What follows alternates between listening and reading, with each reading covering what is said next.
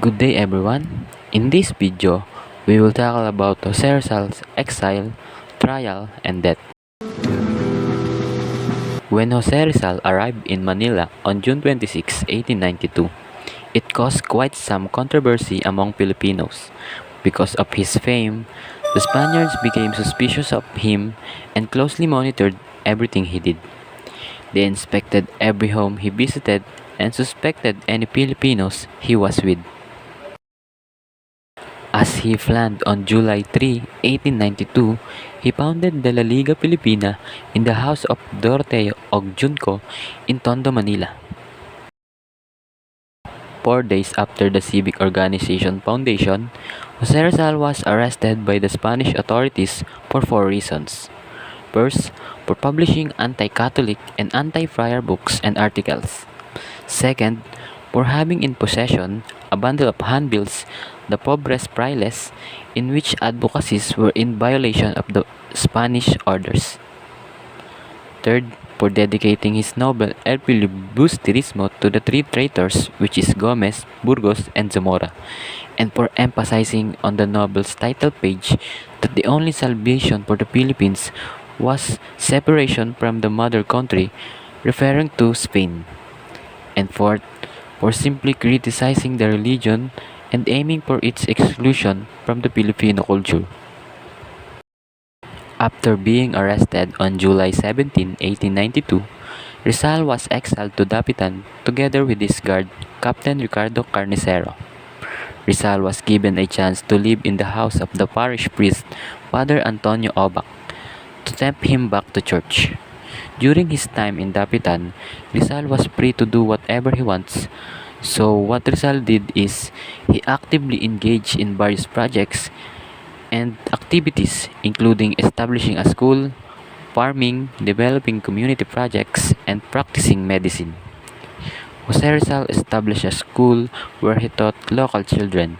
He emphasized practical skills, character development, and physical well-being through sports and games. Rizal also used a unique system of grouping his students by height and awarded the top student the title Emperador, reminding his own student days. Rizal established a farm where he introduced modern agriculture methods to the local farmers. He also developed a gravity water system and improved the town's infrastructure by lighting the plaza with street lamps. Rizal then served as a doctor, treating the sick, and also opened a small clinic. This is where he will fell in love with Josephine Bracken, as her adoptive father, George Topher, seek eye treatment from Rizal. While in Dapitan, Rizal learned about the need for doctors in Cuba and offered his services due to a revolution and a yellow fever epidemic.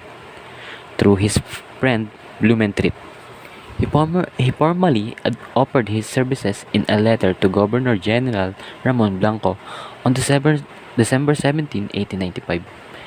His offer was accepted, and he was granted permission to travel to Cuba in 1896.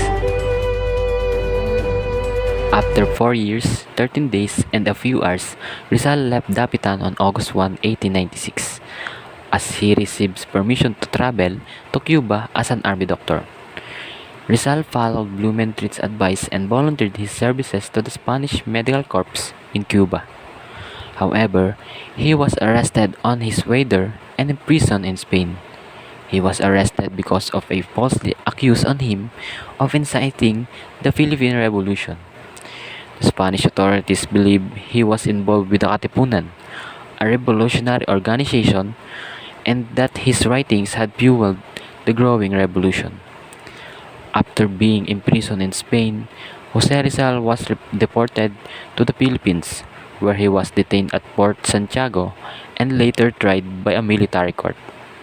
Rizal defended himself during his trial at Cuartel de España in Port Santiago by arguing 12 specific points to prove his innocence.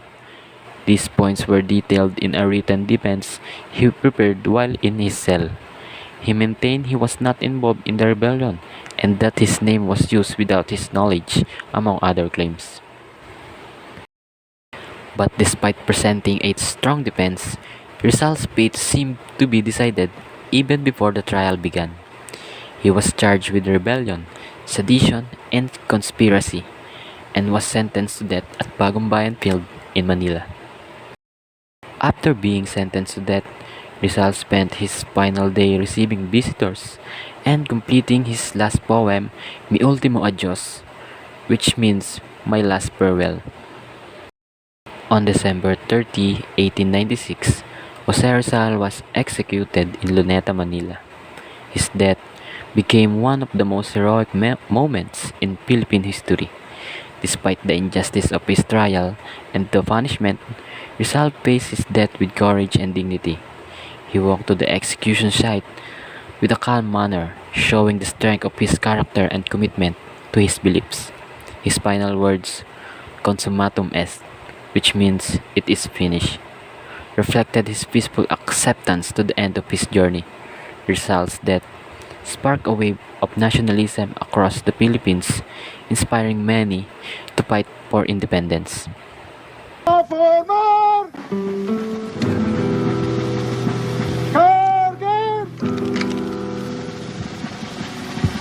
Apunten! Consummatum est!